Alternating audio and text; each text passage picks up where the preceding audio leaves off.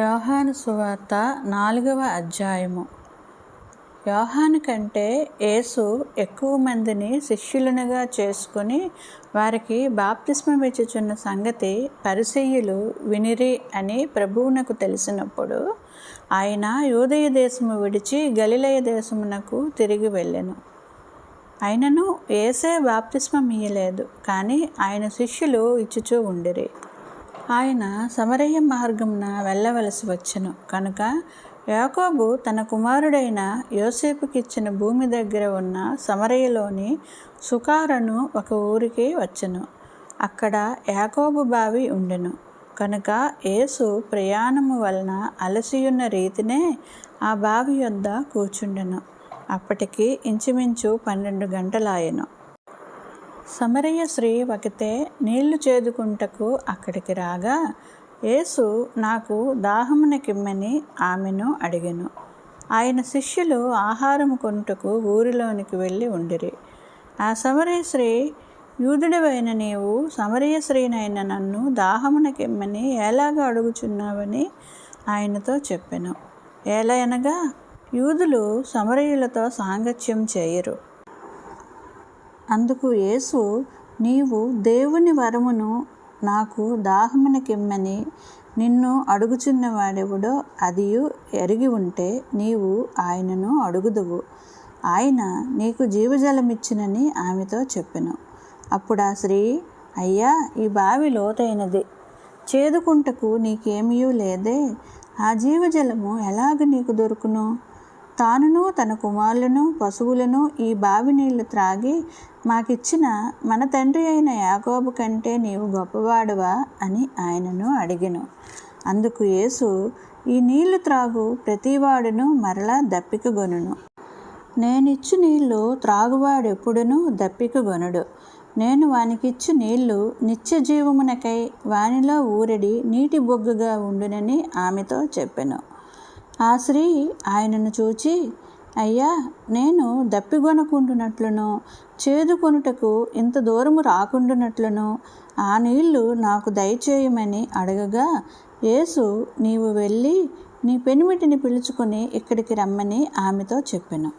ఆ స్త్రీ, నాకు పెనిమిటి లేడనగా యేసు ఆమెతో, నాకు పెనిమిటి లేడని నీవు చెప్పిన మాట సరియే. నీకు 5 పెనిమిట్లుండిరి, ఇప్పుడు ఉన్నవాడు నీ పెనిమిటి కాడు, సత్యమే చెప్పితివనెను.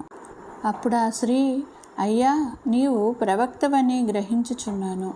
మా పితరులు ఈ పర్వతమందు ఆరాధించిరి, గాని ఆరాధింపవలసిన స్థలము యెరూషలేములో ఉన్నదని మీరు చెప్పుదురని ఆయనతో అనగా యేసు ఆమెతో ఇట్లనెను, అమ్మ, ఒక కాలము వచ్చుచున్నది, ఆ కాలమందు ఈ పర్వతము మీదనైనను యెరూషలేములోనైనను మీరు తండ్రిని ఆరాధింపరు. నా మాట నమ్ముము.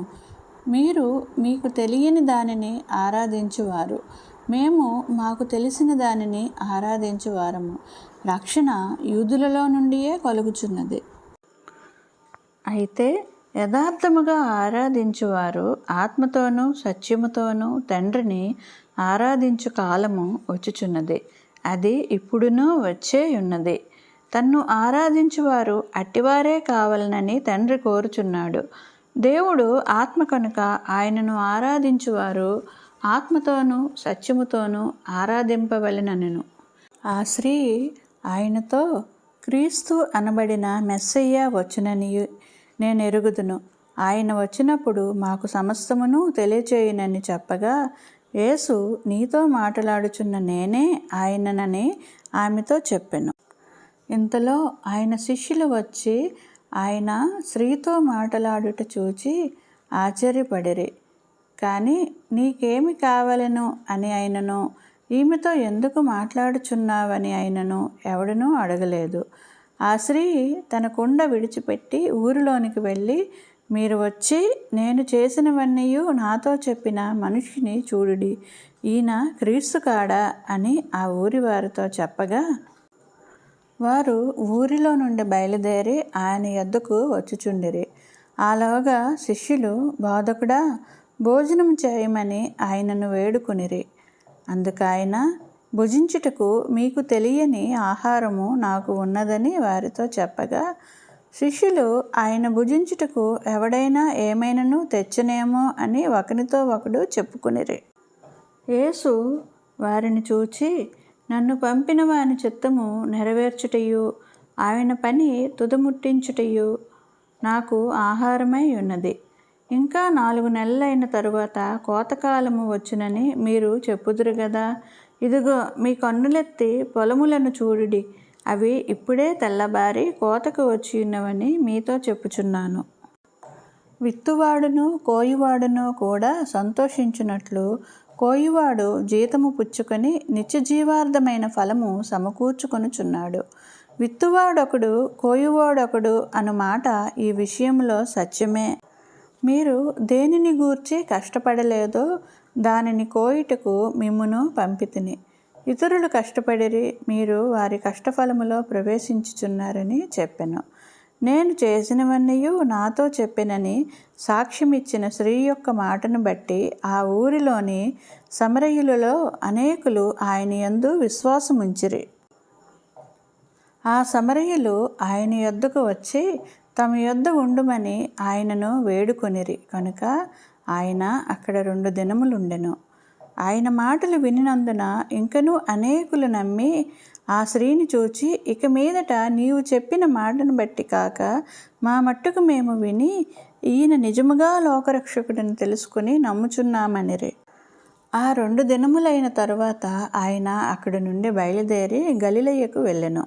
ఎందుకనగా ప్రవక్త స్వదేశములో ఘనత పొందడని యేసు సాక్ష్యమిచ్చెను.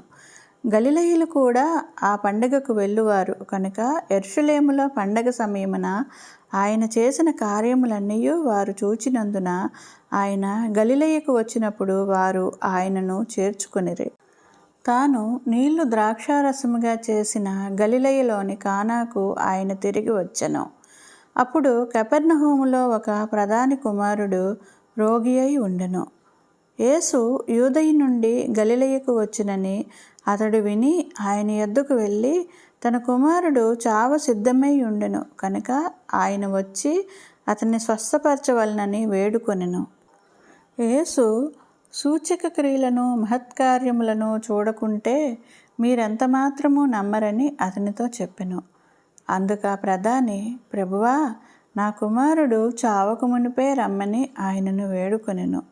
యేసు, నీవు వెళ్ళుము, నీ కుమారుడు బ్రతికియున్నాడని అతనితో చెప్పగా ఆ మనుష్యుడు యేసు తనతో చెప్పిన మాట నమ్మి వెళ్ళిపోయెను. అతడింకా వెళ్ళుచుండగా అతని దాసులు అతనికి ఎదురుగా వచ్చి అతని కుమారుడు బ్రతికియున్నాడని తెలియచెప్పిరి. ఏ గంటకు వాడు బాగుపడసాగినని వారిని అడిగినప్పుడు వారు, నిన్న 1 గంటకు జ్వరము వానిని విడిచినని అతనితో నీ కుమారుడు బ్రతికియున్నాడని యేసు తనతో చెప్పిన గంట అదే అని తండ్రి తెలుసుకొనెను కనుక అతడును అతని ఇంటి వారందరూ నమ్మిరి. ఇది యేసు యూదయ నుండి గలిలయకు వచ్చి చేసిన 2వ సూచక క్రియ.